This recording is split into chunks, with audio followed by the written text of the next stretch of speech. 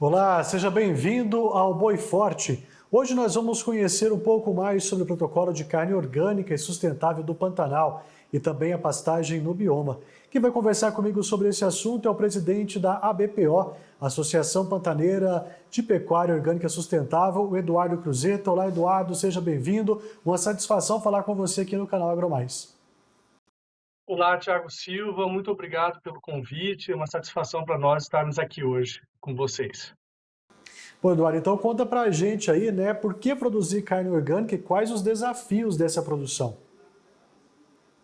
Bom, Thiago, a carne orgânica, o protocolo de produção da carne orgânica foi o que deu o início da BPO, né? E isso já se vão 20 anos, foi lá em 2001, quando foi estruturado esse protocolo de produção no Ministério da Agricultura e despertou o interesse de técnicos, de produtores, né, que vislumbraram que o Pantanal, ele naquela época, ele já era praticamente orgânico, né, só precisava ir lá e carimbar a carne, né, baixíssima utilização de insumos na produção pecuária, principalmente naquela época, isso hoje mudou bastante, então a gente já tinha uma facilidade muito grande de entrar nesse universo. E é um segmento, né, um produto que conquistou uma importância dentro do mercado brasileiro, né? Embora não tenha sido assim um crescimento muito grande, ele hoje é bastante reconhecido pelo consumidor no Brasil. E a carne orgânica, então, ela foi esse início do nosso da associação, da BPO. Bom, então conta pra gente o que é esse protocolo de carne orgânica, como que ele é feito e por que vocês chegaram nesse termo orgânico, dentro desse protocolo. Então, Thiago, ressaltando, o orgânico ele é um protocolo do Ministério da Agricultura, tá? Esse protocolo orgânico, então, ele contempla um sistema de produção com baixíssimo uso, ou melhor, sem o uso de produtos químicos industriais, vamos dizer, né? Por exemplo, na questão sanitária, sem o uso de medicamentos alopáticos, né? Então, anti-inflamatórios, antibióticos não são é, o que se usa para, por exemplo, cuidar da questão sanitária. Na questão de solos ou de nutrição animal, também é vedado a utilização de produtos químicos, fertilizantes químicos em geral, herbicidas, produtos para pastagem, né, os defensivos químicos para pastagem, seja para controle de invasoras, seja para controle de insetos ou outros problemas, que é mais raro, mas acontece também.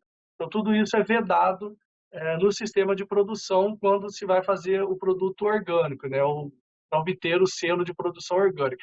Então, Tiago, basicamente é uma produção muito natural, assim, muito próxima do que é como se fosse um animal bovino criado na natureza, né? Num sistema bastante, eu diria até talvez extensivo, mas não extensivo no sentido, por exemplo, de manejo de pastagem.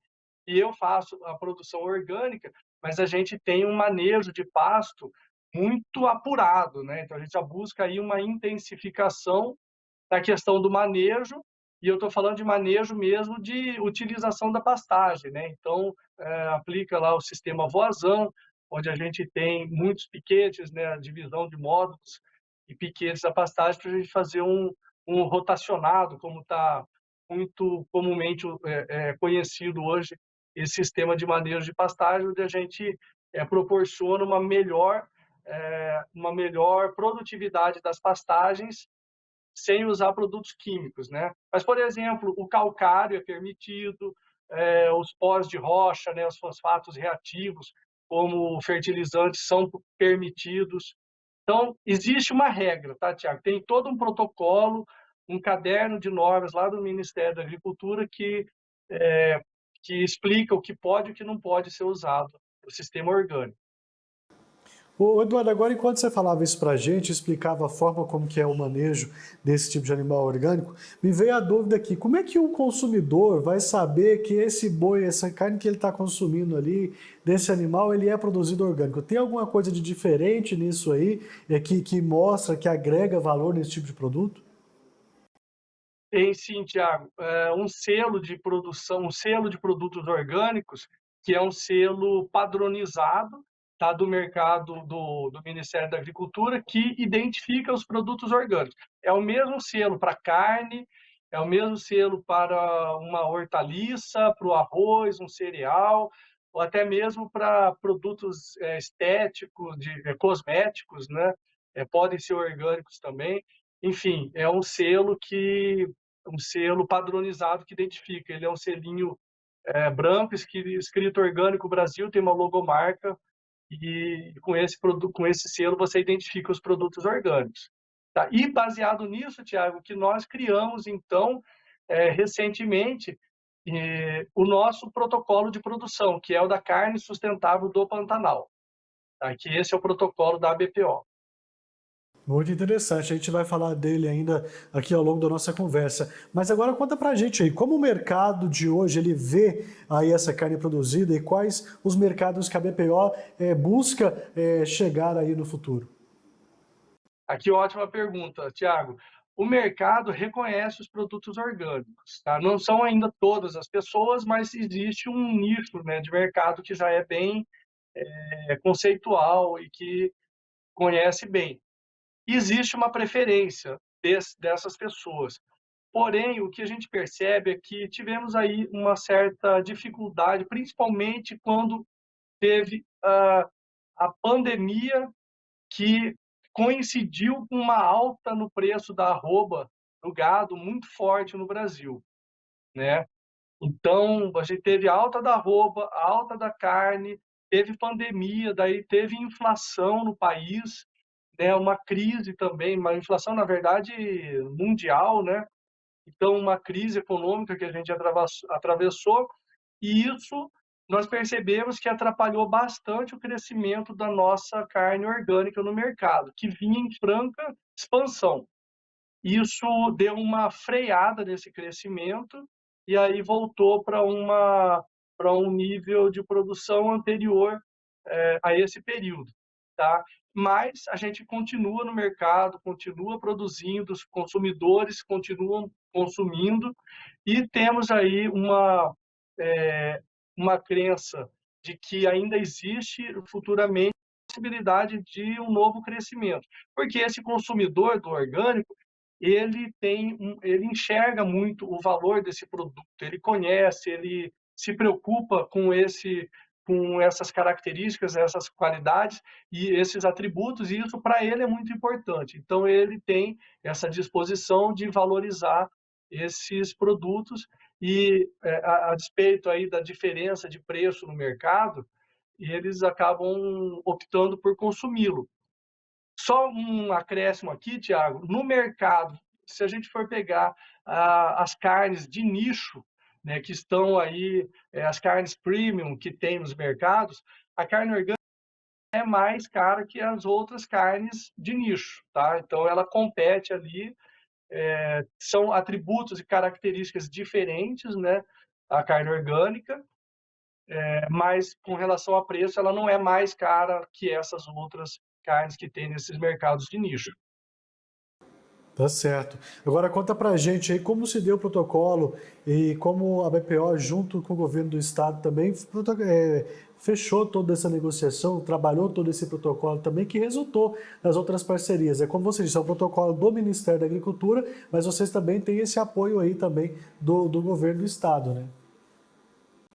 Sim, com o passar do tempo e a estruturação, a profissionalização da associação, foi criado em 2018, por iniciativa da diretoria da época, o protocolo de produção da carne sustentável do Pantanal, tá? Que foi um avanço no sentido de a gente contemplar o sistema de produção, que é o sistema tradicional, né, o sistema praticado em todo o território pantaneiro e toda a bovinocultura, né, da nossa prática da pecuária nacional. Nesse protocolo, a gente contempla alguns itens que são fundamentais para nós, né, e para o mercado, que são como a rastreabilidade, tá, como um dos pilares do protocolo.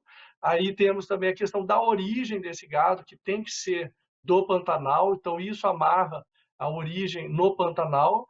E o terceiro ponto, o sistema de produção, é o nosso sistema de produção tradicional, que é o recomendado pelas instituições de pesquisa oficiais, né, são as recomendações, as tecnologias disponibilizadas pela Embrapa, por outras instituições de pesquisa também, né, pelas empresas também, porque hoje nós temos aí uma força muito grande também de pesquisa, de apresentação de tecnologias pelas empresas, né, do setor, e isso tudo que é legal, que é permitido pela legislação, a gente contempla ali dentro desse protocolo para uso dos produtores, tá? Para o uso, para a gente poder desenvolver uma atividade sustentável, com tecnologia, com produtividade, que é muito importante para a manutenção da atividade. Sem dúvida nenhuma. Hoje aí no estado, quantos produtores que trabalham dessa forma aí de carne orgânica? Dentro da BPO, né, e dentro do Pantanal, hoje nós temos quatro fazendas, quatro produtores certificados para a produção orgânica. Tá? Hoje o número está nesse patamar de apenas quatro produtores. Isso foi uma adequação a essa situação que eu te comentei com relação a esse período de pandemia que coincidiu com alta inflação mundial, toda essa situação. Mas a novidade boa é que no nosso protocolo da carne sustentável do Pantanal, aí o crescimento foi exponencial. Tá certo, daqui a pouco a gente conversa então um pouco mais, Eduardo, sobre essa proposta aí da carne orgânica e também a forma que vocês têm pensado aí os consumidores dentro desse mercado. Já já a gente volta a falar com você. Você de casa também não saia daí, tem Boi Forte na sequência com muito mais informações desse assunto mega interessante aqui pra gente. Até já.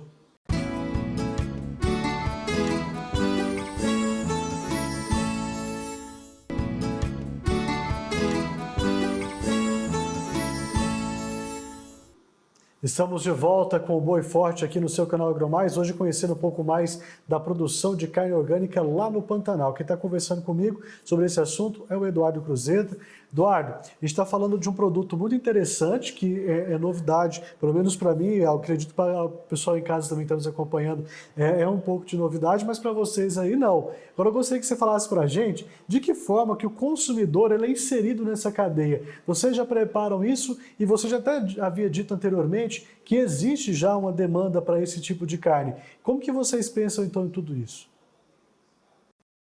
Tiago, hoje nós estamos fazendo um esforço grande de comunicação, né, para buscarmos acessar esse consumidor dos grandes centros urbanos, que é onde a gente sabe que tem um grande potencial no nosso país, né? Então, acessar eles, explicar, falar mais dos nossos protocolos de produção, né, mostrar os sistemas de produção e mostrar o Pantanal, né? Então isso é muito importante, esse consumidor conhecer o Pantanal pelos nossos olhos, né? Como nós vivemos o Pantanal, como o pecuarista, o produtor pantaneiro, ele tem a convivência, ele tem essa harmonia e esse tempo todo que a gente está lá dentro do Pantanal. Então o Pantanal ele já é uma região que tem a atividade da pecuária sendo desenvolvida há mais de 270 anos, a presença do bovino dentro do Pantanal, né? Isso já é alguma coisa, é uma atividade que está absolutamente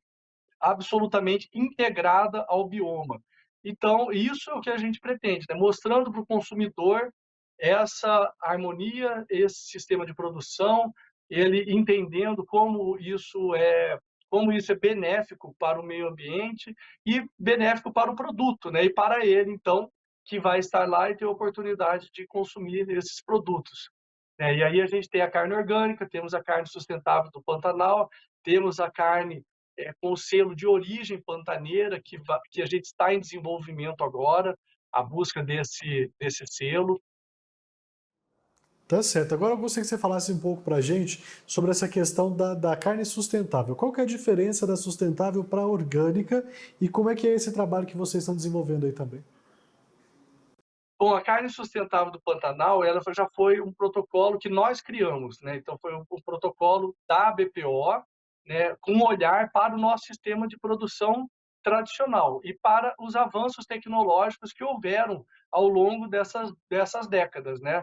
A gente teve um avanço brutal no Brasil, né, que permitiu todo o agronegócio se desenvolver de maneira muito forte, né, de maneira muito rápida, então crescimento de produtividade, de índices, de qualidade desses produtos. Então nós abrimos essa possibilidade de se adotar essas ferramentas e tecnologias disponibilizadas pelo setor, né? E aí na carne sustentável, então, a gente amarra a questão da origem pantaneira, né? Já é uma necessidade, obrigatoriedade, o animal ter origem pantaneira. Amarramos outro ponto com a rastreabilidade desses animais. E a rastreabilidade, sendo que isso é uma exigência, né? Uma exigência, uma busca muito grande do mercado, né? Isso é a rastreabilidade, ela a gente percebe que já há muitos anos, né, alguns anos, isso passou a ser cada dia mais uma exigência do varejo, né, do varejo representando os consumidores. E o terceiro ponto, então, é o sistema produtivo. Aí a gente não tem restrições quanto ao que se pode utilizar, desde que seja produtos que sejam legais, registrados no Ministério da Agricultura, né, registrados nos órgãos competentes. Pois é, agora o mais interessante de tudo isso também é o trabalho de identificação geográfica que vocês estão fazendo também aí no Pantanal. Gostaria que você falasse para a gente da importância de ter esse IG e o que, que ele agrega de valor na produção de vocês. A gente sabe que também é uma situação difícil de se obter, mas quando tem, ela traz muitos benefícios para os produtores, né? Ah, perfeito, Tiago. A IG do Pantanal, que é a indicação geográfica da carne pantaneira, é um sonho antigo da BPO, né? A gente está em busca desse selo, desse reconhecimento da nossa carne pantaneira. Temos já essa notoriedade, como eu falei logo no começo desse bloco, o Pantanal já tem aí mais de 270 anos da presença do bovino, da pecuária sendo desenvolvida, né, dessa integração do bovino no Pantanal. Tanto é que nós temos até uma raça de bovino pantaneiro, que foram esses primeiros bovinos que chegaram com os espanhóis nas primeiras entradas que tiveram pelo território sul-americano, e esse pessoal passou pelo Pantanal e durante algumas dessas incursões é, iam ia tendo conflitos e esses animais que vinham junto acabavam ficando soltos, né, esparramados e perdidos por ali, e eles foram se cruzando, é, se integrando ao ambiente e foi criada, né, foi até criada uma raça de bovino dentro do Pantanal. Só um parênteses, esse processo todo, essa raça, ela está em processo de reconhecimento, mas tem um trabalho muito sério desenvolvido aqui por universidades, pela Universidade Estadual, pela Embrapa Pantanal e por produtores né, particulares que também fazem esse investimento nessa raça. Bom, aí voltando à questão da IG, a gente então tem essa notoriedade da carne da pecuária pantaneira, que é um das grandes necessidades para você comprovar que esse produto tem a origem, né? Então tem essa notoriedade, esse reconhecimento. E na nossa carne pantaneira, nós temos atributos que nós reconhecemos na carne que são do terroir pantaneiro, né? Do terroir do Pantanal.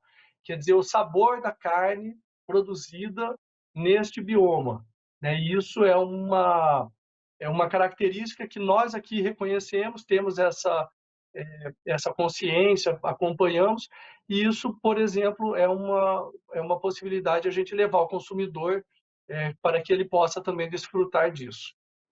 Tá certo. Agora uma pergunta que eu te faço, não sei se vai ser muito difícil para você, mas como que você enxerga esse mercado aí futuramente, hein? Diante desses protocolos, diante do IG, diante de todas essas questões que você colocou aqui para a gente. Você acha que é um mercado que pode ter uma franca expansão aí para os produtores pecuaristas e pantaneiros? Ótimo. Tiago, eu acredito muito nisso, tá? Acredito muito nessa evolução do mercado, né? Que existe uma possibilidade enorme de expansão para esses produtos, né? Então, são os produtos com selos, né? Que orientam ali características e peculiaridades daquele produto. Então, temos a carne orgânica, temos a sustentável do Pantanal, teremos a carne pantaneira, que é o selo da IG, né? E eu acredito sim que o consumidor, ele cada dia mais vai procurar, vai compreender, se interessa cada dia mais por saber de onde vem o que ele está consumindo, aquele produto, e principalmente quando a gente fala de alimentação, né? Principalmente ou tanto quanto outras coisas. Mas com relação à alimentação, além de você ter, de você estar valorizando um sistema de produção, né, que tem respeito ali com as pessoas, com a parte social, com a parte ambiental, com a parte territorial. Além disso, você está ingerindo um alimento que é o que faz a nossa vida, né? O alimento que vai nos dar o sustento, né, para você poder ter a sua saúde, uma melhor qualidade de vida. Então, eu acredito muito que sim, a gente vai ter uma grande possibilidade de comunicar isso e que os consumidores têm essa vontade de conhecer e de consumir produtos com origem que satisfaçam as suas necessidades, os seus anseios. Sem dúvida nenhuma, né? Agora, para a gente falar ainda dessa questão dos protocolos, né, vocês assinaram recentemente um protocolo também com o IDH. Eu gostaria que você explicasse para a gente o que é que se trata aí essa nova parceria. Bom, esse protocolo que assinamos, esse convênio com o IDH, ele trata da questão da rastreabilidade, né? Esse organismo IDH tem uma função, eles têm uma meta de rastrear 1 milhão de bezerros no Brasil, tá? Então, eles já desenvolvem um trabalho há cerca de 2 ou 3 anos, no estado do Mato Grosso, na Amazônia, e agora vieram junto da BPO para o estado do Mato Grosso do Sul para desenvolver esse trabalho no Pantanal. O objetivo é rastrear animais desde a sua origem, né? Então são os bezerros. E isso está muito conectado com os objetivos da BPO. Como eu comentei com você, um dos pilares do nosso protocolo é a rastreabilidade, tá? Porém, existe uma dificuldade grande, e isso é importante a gente ressaltar, de uma classe de produtores ali, que são geralmente os menores produtores, que têm uma dificuldade maior de dispor de recursos para investimento, de eles fazerem essa rastreabilidade. Porque a rastreabilidade tem custo. Tá? Ela tem um custo, ela precisa de mão de obra qualificada, precisa de uma assistência técnica bem mais direta, permanente assim, um acompanhamento mais direto ali, controles mais minuciosos na parte burocrática, né, de gestão desses números, dessas informações. Então, para isso tudo tem custo. E o pequeno produtor, muitas vezes, não tem essa capacidade ali de fazer esse investimento no primeiro momento, na expectativa de ter uma rentabilização maior no futuro, né, pelos animais que serão rastreados.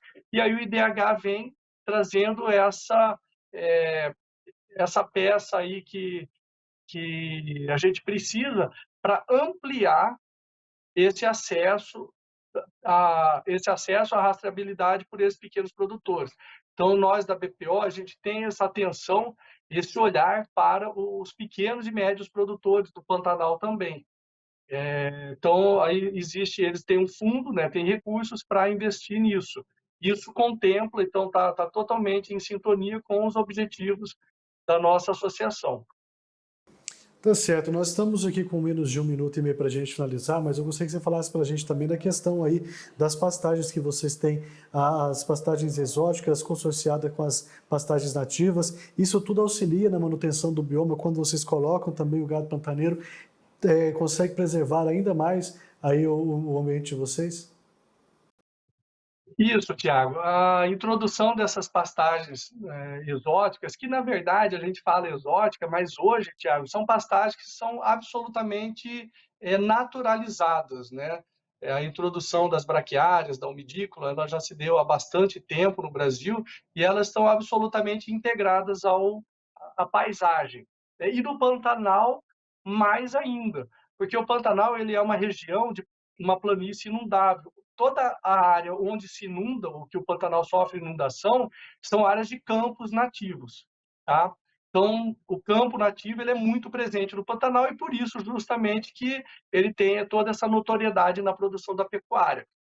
E a pastagem exótica, essa introdução de pastagem em áreas de campo nativo, que estão campos de baixa qualidade, tem alguns tipos de capim nativo que são tem muita lignina, tem muita matéria de difícil digestibilidade pelos animais. Então, a nossa legislação permite com que se faça a troca dessa pastagem, e aí a gente entra com essas pastagens exóticas, que dão um aumento de produtividade significativo, muito grande, na verdade, beneficia também os herbívoros que são da região pantaneira, que usam dessas gramíneas para se alimentar também, beneficia também na questão do aumento da retenção de carbono, porque essas pastagens elas foram desenvolvidas e elas têm uma característica de alta produtividade e absorve muito mais, retém muito mais carbono da atmosfera, tanto na folhagem quanto nas raízes dela, que elas têm um sistema radicular bastante profundo, né, bastante robusto. Então, são inúmeras qualidades, inúmeras melhorias que a gente consegue fazendo essa introdução. E, ao longo do tempo, nós podemos observar, hoje a gente vê muito as áreas onde foram introduzidas essas pastagens há mais de 20 ou 30 anos, como ela passa a ter uma integração ali no bioma, até mesmo com espécies nativas que estão presentes ali. Então, ela passa a ser totalmente integrada, né? Tem uma biodiversidade presente mesmo nessas pastagens exóticas. Eduardo, mais uma vez, muito obrigado pela sua participação aqui com a gente. É sempre bom falar contigo. Toda vez que você vem, um aprendizado aqui aí da cultura pantaneira. Mais uma vez, obrigado. Até a próxima. Viu? Até a próxima. Obrigado, Tiago. Um abraço a você, equipe e aos telespectadores. Tá certo, um abraço também a você de casa que nos acompanhou até aqui. Muito obrigado pelo carinho da sua audiência. Continue acompanhando a programação do canal AgroMais. A gente se encontra por aqui. Um abraço e até lá.